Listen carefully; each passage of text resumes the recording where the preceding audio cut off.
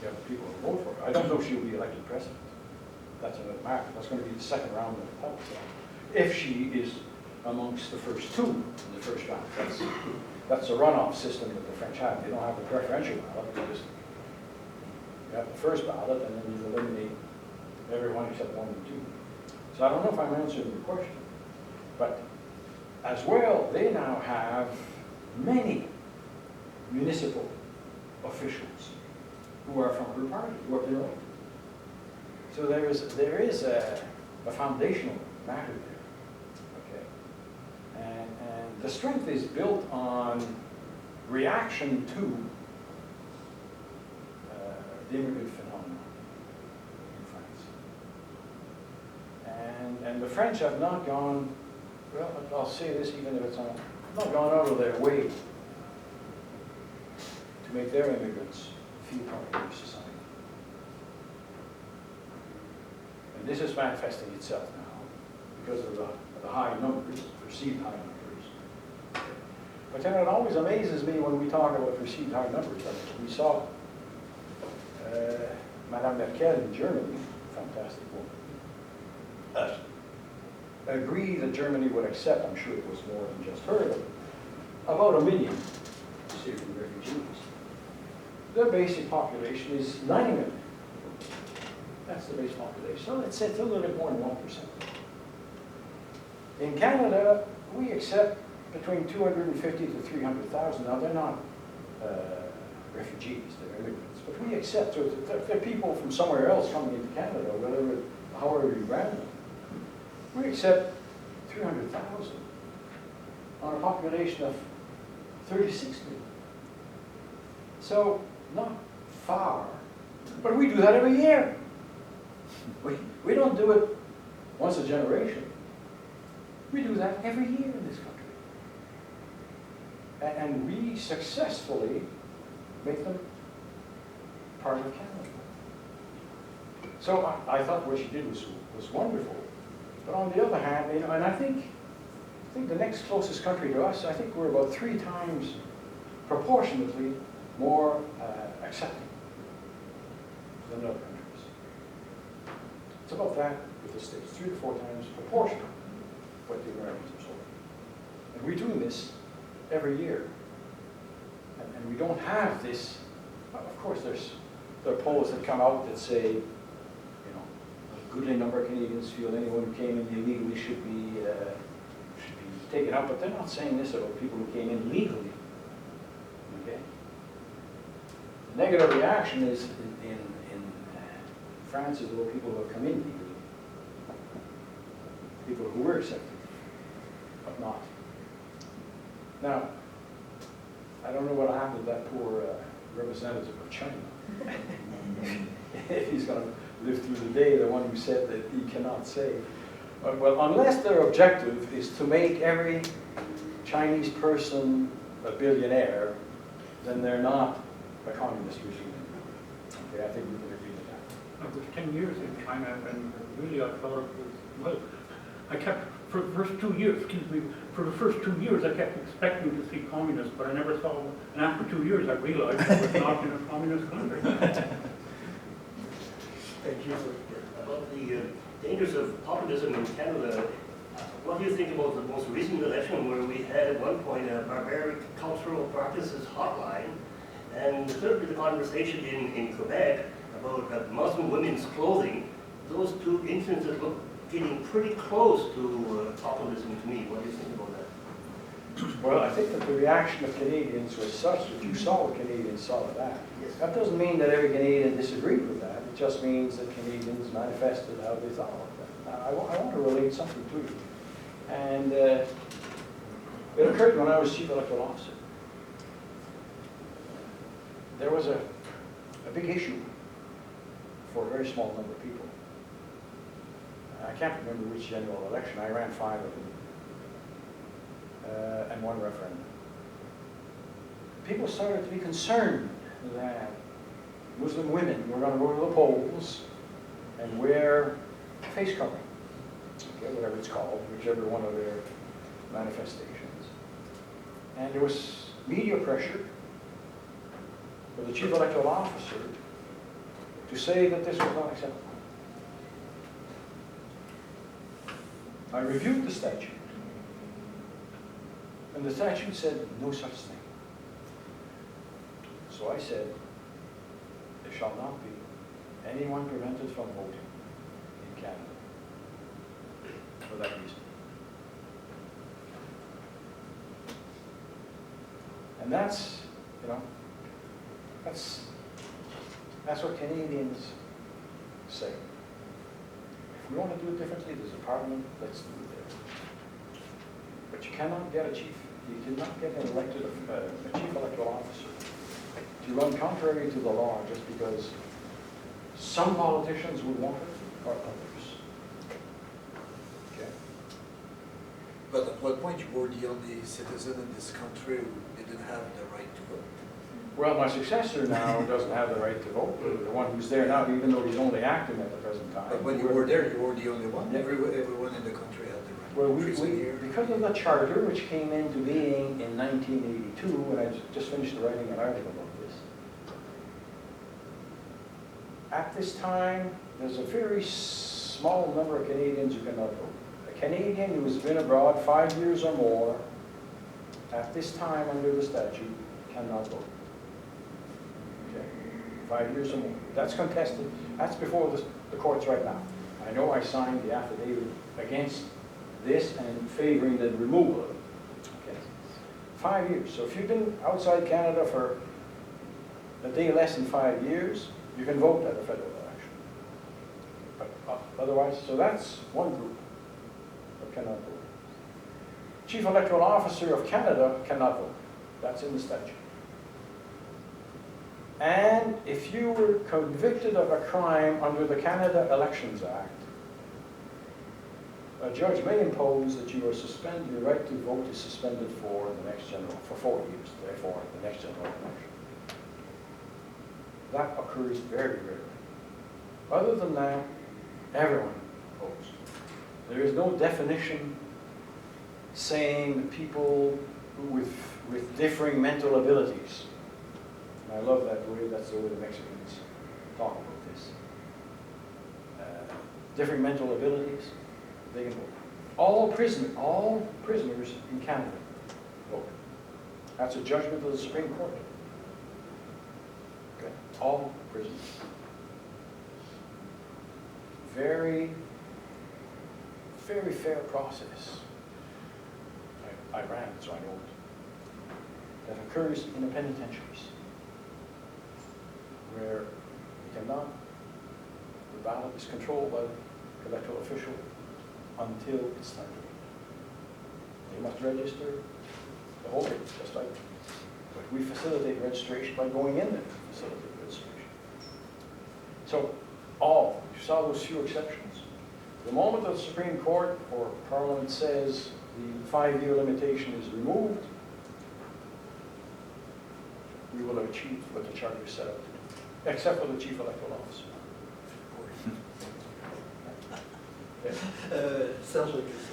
I think it's fair to say that the media plays an important role in a democracy.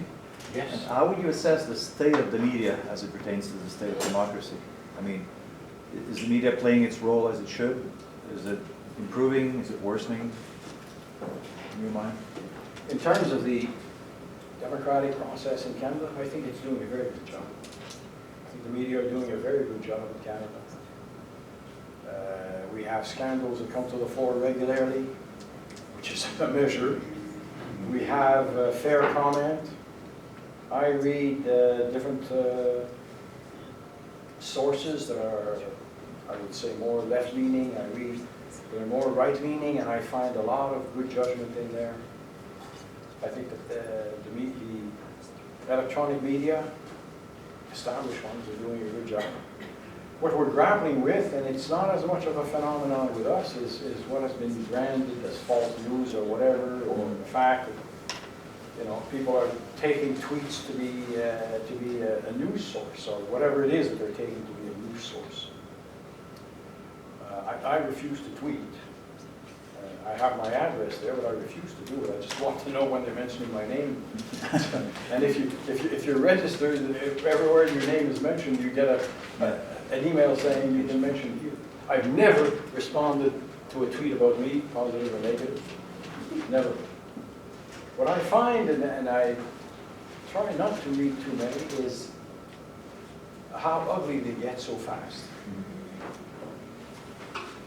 Where intelligent discussion just died after the second tweet, or maybe even after the first.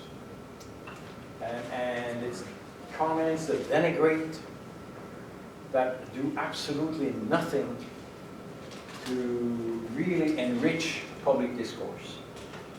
And it's one of the shortfalls of what we have, even though I still favor, you know, the web and the freedom of the web. I think eventually we still have to rely on the common sense of a reasonable person. And you know, in a democracy,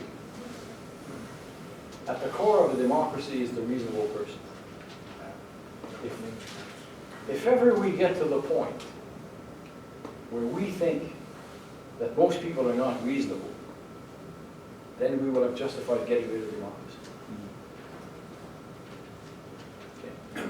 And it's that basic reasonableness that has to be at the core of the political platforms, that has to be at the core of discourse. You know, when we decide to deal with contentious issues. And that's what we do politically, is deal with contentious issues. If there were easy issues, you know, it wouldn't take long to resolve. That's why we have people who represent us, okay, so that they can communicate with us. We tell them what we think, but we also have to think through what we think. You know, it's not just an automatic instinct. And I think our system is based on the fact that most people are reasonable. It's like the reasonable citizen being at the core of the law. It's the same thing for democracy. One day you were coming back from New York and you said to me that every time you go in big cities, you're always amazed to see that things work. I mean, big universities, hospitals, you said our institution works. And people don't realize that, in a sense, that this is the base of our democracy. Well, I started to talk a little bit about institutions. Yeah. And I think it is such a sorry thing to see when an elected official attacks personally the holder of an office which is independent. Attack the decision, disagree with the decision. Say why you disagree with the decision. If you're the Prime Minister, if you're the President, do not attack the person. Do not attack the position. Attack the decision and say why. I think at the core of this sentiment that I have is the fact that our system is based on separation of powers, separation of authority. But that can only work as long as there's respect between them and respect for the people holding them. Now, if someone makes a blatant error, if the chief electoral officer does something which is political, there's a process under the law by which he or she can be removed. Follow that process. Not an issue. If a judge is that way as well, there's a way of removing a judge from office in Canada. Follow the process. They're well honed, and following them is what is at the core of democracy. If an elected official, if a prime minister, if a minister goes beyond his or her authority, follow the process. I've never made a negative comment in public about a public office holder. Prime Minister so-and-so is this or what, no. When I don't agree, just like I did about the Prime Minister's decision to forego the discussion on proportional representation. I don't agree with your decision, sir. That is the strength of our system. And the moment you start to cross that line between holders in those positions, you start to erode the whole system. followed you for a number of years, and I'm just realizing now, I don't know what your position is on an elected Senate. In a democracy, does it still make sense to have an unelected body? Making the final decision theoretically anyway. That is one of the, was the last question of the day. Okay, let's do it. let me answer this one. Okay. I don't expect to see that in my lifetime. I expect it, it's possible that you will see it in your lifetime, okay? Some of you around the table. What I'm trying to say is there's an effort now being deployed to reshape the Senate. What's interesting about this whole effort is that it's based on a common law approach to things. In other words, you can have a civil law approach where you define what it is you want to achieve and then you strive to go forward. Now what we have is an amorphous objective. Let us reform the Senate. But we don't know what it's going to look like. We'll find out. We'll change the appointment process. Let's do that. Let's change the appointment process.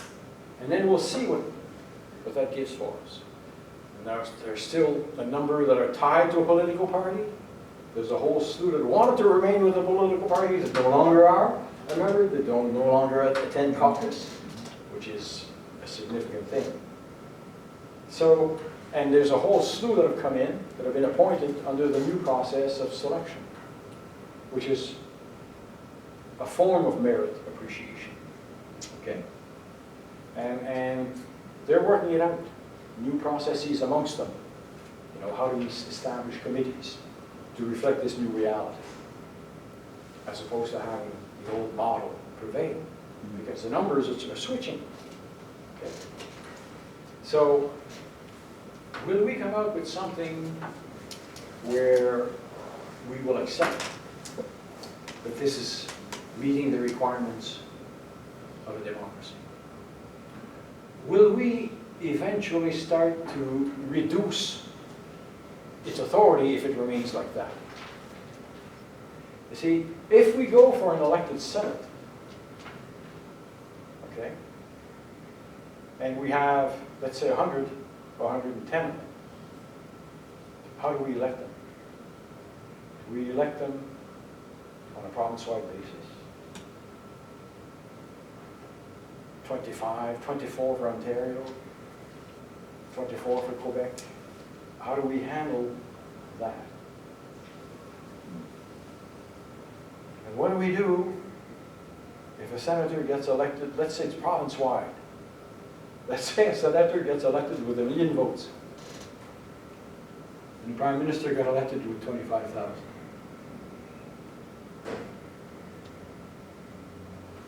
What kind of rapport do you have there? Senators will have had to have at least 3, 4, even if we just did a riding type of thing, 3 or 4 times the number of electors that a Prime Minister and any other member of the lower house would have had to obtain to be elected. What does that do to the legitimacy? How do we handle the authority of one versus the other? If they're elected, how long will it be before they say, we're equal? We want to have the authority as well to do this, to put in a budget, to do.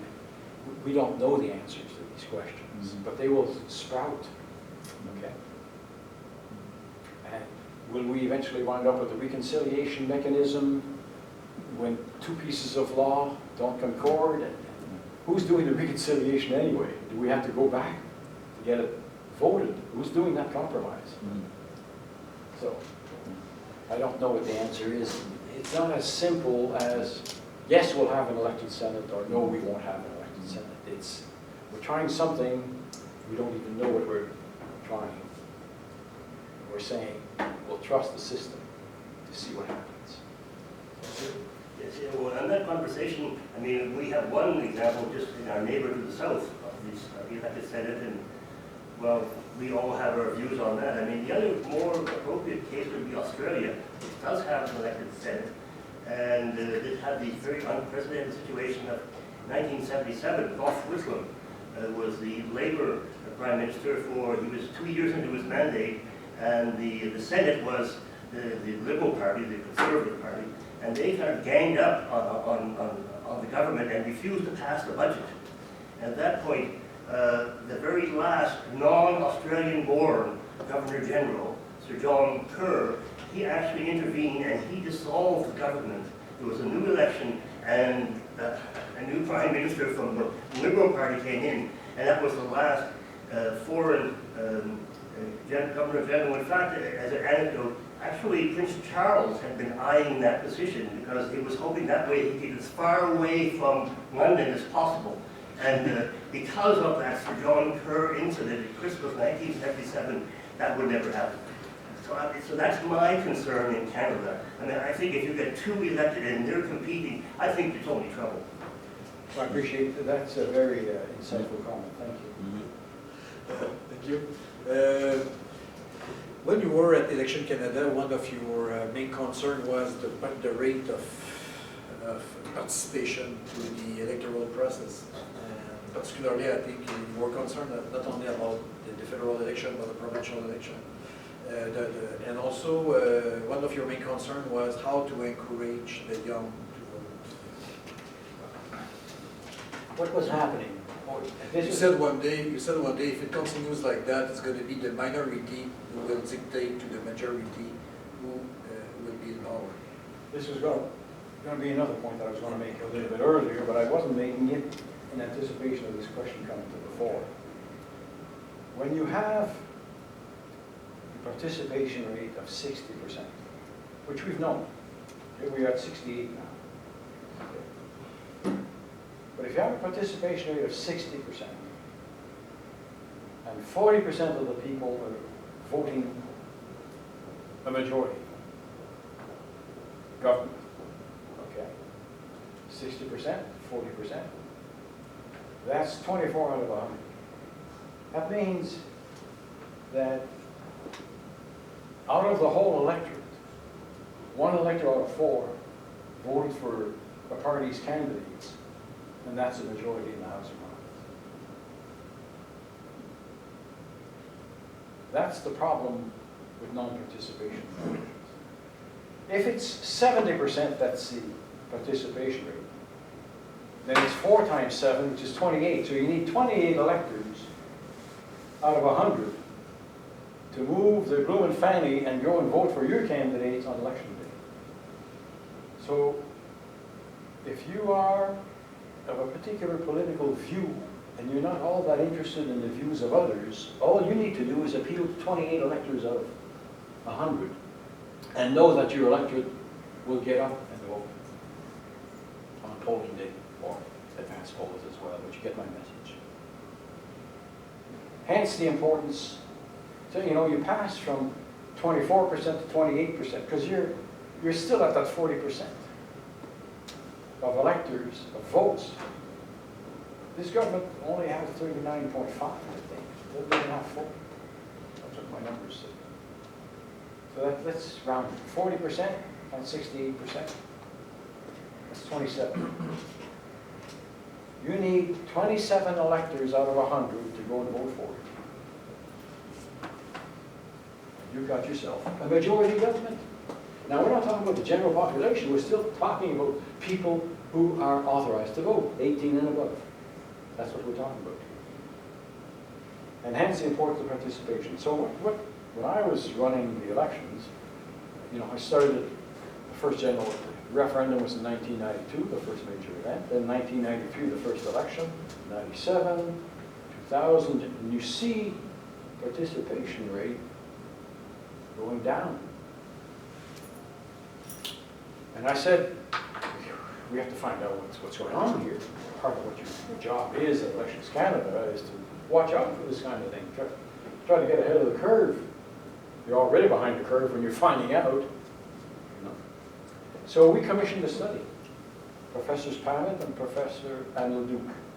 Pamet from Carleton, Leduc from U of T.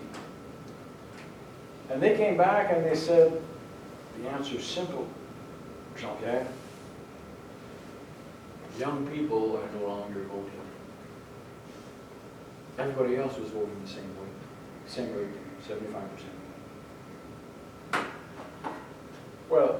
at least now we know what the phenomenon is. I mean, that's something to start with. You're not going to gear your message to people above 24 or above 35.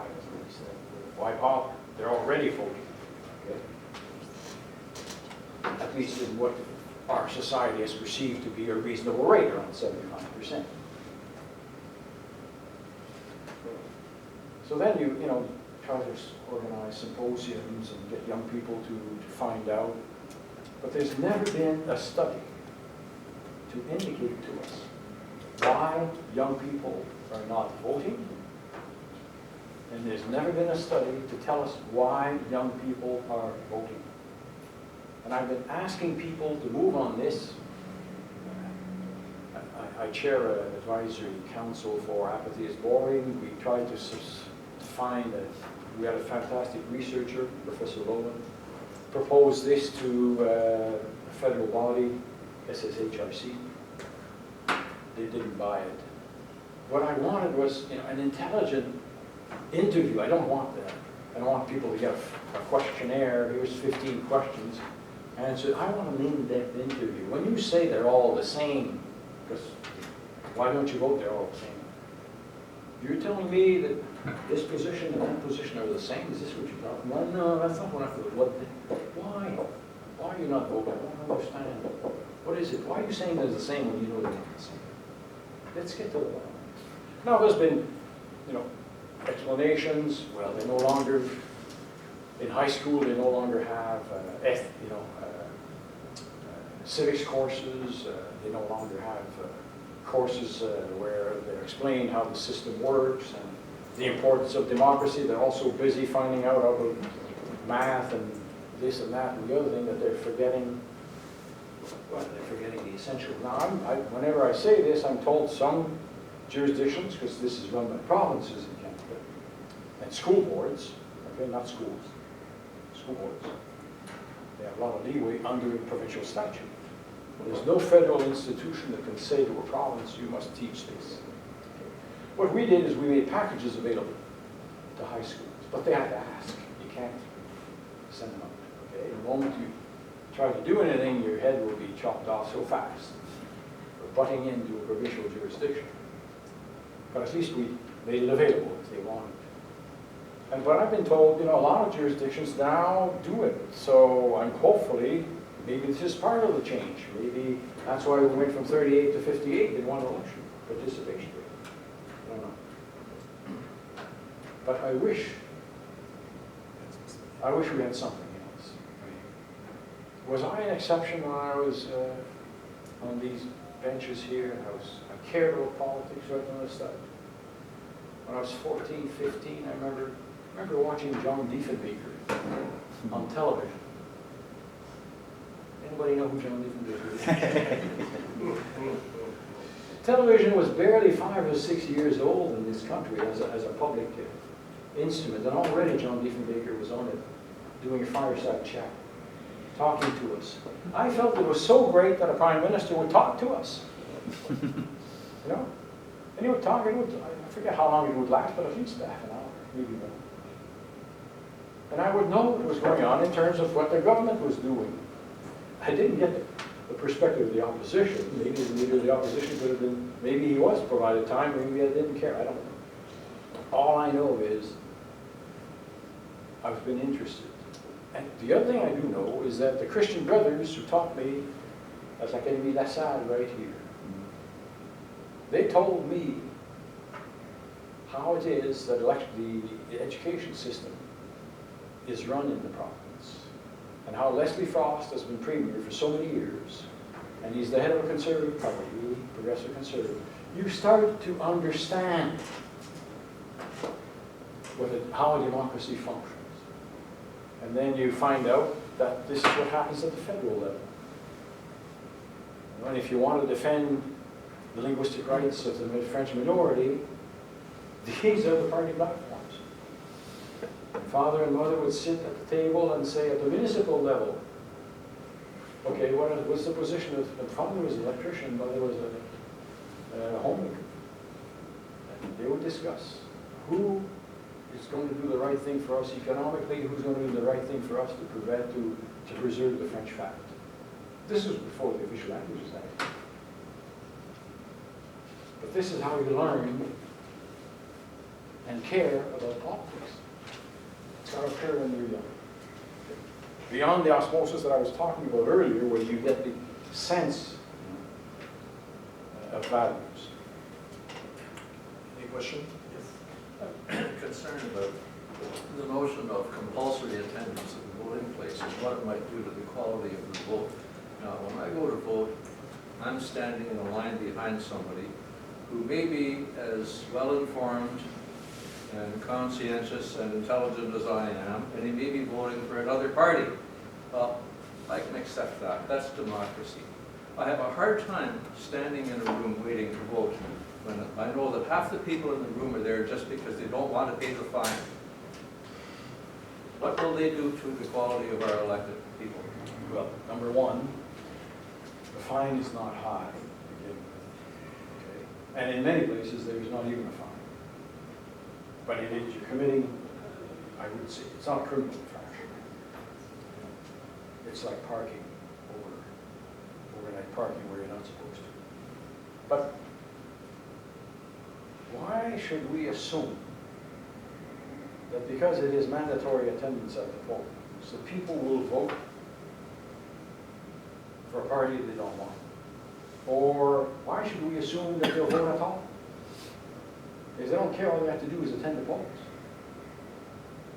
And when they get to the ballot, they take it, go to the, just reject it, bring it back, end the story.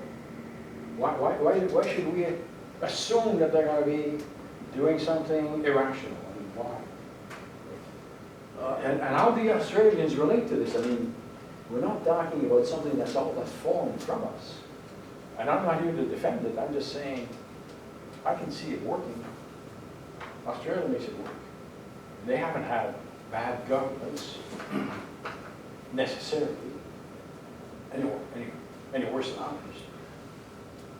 So it's my way of replying to your comment. But I can see where people would be concerned about this. But this is where, through discussion, through sharing, getting people from Australia to talk to us, because this is not a concern in Australia at all.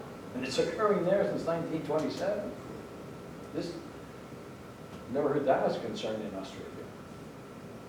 So, okay.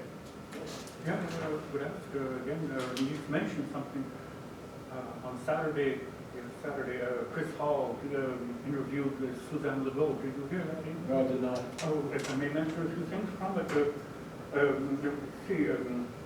Well, Scott Gleason's promise to have change was Access to information. Absolute promise, without doubt.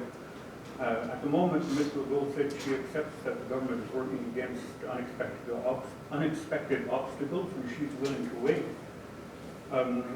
She said that the situation regarding requests for information is much better at the time.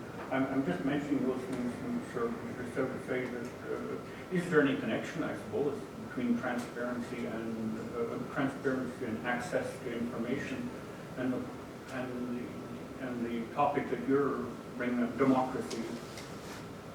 If you want, I simply wanted to mention that I thought, okay, Susan Legault seemed to be very. This is part of the discussion we've been having about the structure, the institutions that we have, which help sustain democracy. Suzanne Legault's office, access to information. She's an independent officer of Parliament as well. So when she appears before Parliament, number one, she applies the statute when people ask for access. Okay. She makes sure that departments follow the statute. And if they don't, she reports on it. If we did not have that, we would not know. We would have a report from some body or somebody who eventually answers to a minister in the department, the Treasury Board Secretary. I used to work at the Treasury Board Secretary. That's not the same as having an independent officer problem. So this is part of the strength of having that system. But now, what Madame Legault also faces is that there's a need, when you're in one of those offices, for a form of restraint. You cannot, like I can be a lot more direct in what I say now that I'm former chief electoral officer, than when I was chief electoral officer. I would always tell the truth, but you temper your views and how far you go. I'll give you an example. When it came time, because there were scandals about money going into politics, from banks to political parties in Canada, and I was there, I made a recommendation to Parliament that limits be established on contributions. Now, I also said, well, let's take the limit now, which is about $50,000 is what banks would contribute, which is a lot of money. Okay. But I said, let's put that as a ceiling. So I was introducing the concept of needing to control the amount of money people can give. But at the same time, I couldn't say make it $5, make it $5,000. I could not say that. But that was quite strong. That would have been strong for a chief electoral officer to go that far. But by introducing the very concept, the discussion occurred, well, why 50,000? That's a lot of money. And that's why Mr. Kingsley, when he introduced the legislation, made it 5. When Mr. Harper became Prime Minister, he made it 1,000. Eventually, this last bill made 1,500 on Washington. All of that to indicate she's saying to the government a lot more than what we read. Okay. She's saying, you're telling us that there's an excuse, but they use it. That's the way I read it. Now, if she hears this, she may say, I don't agree with that at all, and I will respect that. I hear it as, it's time to get off the pot. Okay? You've had time. You've been in office now this long. You made a promise. What is there that is so difficult that it takes so long? I mean, there's a whole slew of public servants in each department. She has public servants. The minister has a treasury board secretariat. And I know what that is. I worked there 2 different jobs. Exceedingly competent people. There's no mystery to this. Do it. That's what she said. Well, it's almost the end of our meeting with one last question. Yeah, maybe one last question, drawing on your international experience. What do you think of the state and effectiveness of international electoral observation? And how could it be improved, perhaps to make it more proactive in ensuring that elections are free and fair, as they often report, but after the fact, with some limitations? The electoral observation has got to be the most expensive exercise for very little.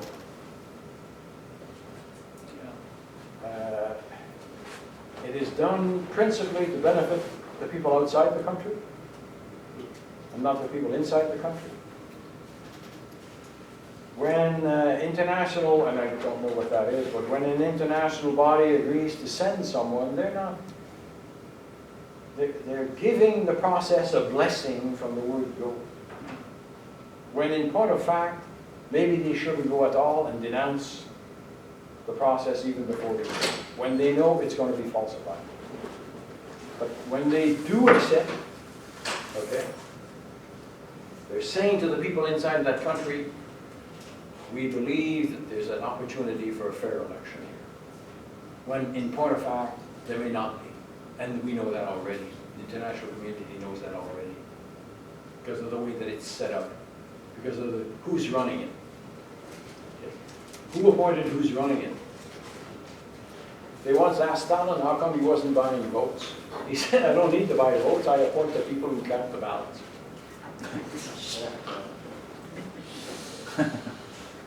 Why should I spend a penny and dime on buying votes? We know before we go in many cases, the odds are not in favor of a fair election. And we think we're going to be able to change that by being there. That's what I was saying when I said, what is the culture of that place? How many times have I been on international missions where you go into a poll and you have an interpreter from the country? What question is being transferred to that person that I'm asking, and what response am I getting? And what are the values, the culture that I don't understand about what's going on? Okay? It's tough enough to run elections in your own country. To understand them in another country is another matter. Now, there's ways of having a successful mission. And the international organizations are getting better at it, which we still have too many that are not doing it the right way. And it's very expensive. Because you get all these people on planes, occupying hotel rooms, per diems. You know, why don't we do the right investment at the beginning of this process and help them establish a real democracy?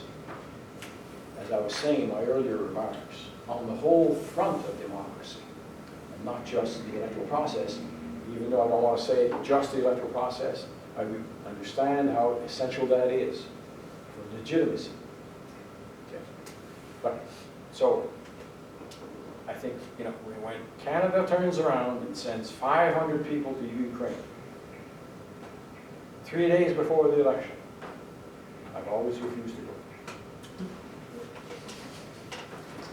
Je voudrais vous remercier, Jean-Pierre, c'est bien gentil d'accepter notre invitation. Je voudrais aussi remercier le Centre de formation continue et le Centre d'études en politique internationale qui a permis la tenue de cet événement. So thank you very much, Jean-Pierre, and thank you for this. I want to thank you for the discussion. This has been very helpful to me, and I've appreciated your interest very much. If there's anything else, I'm here for a while. So thank you.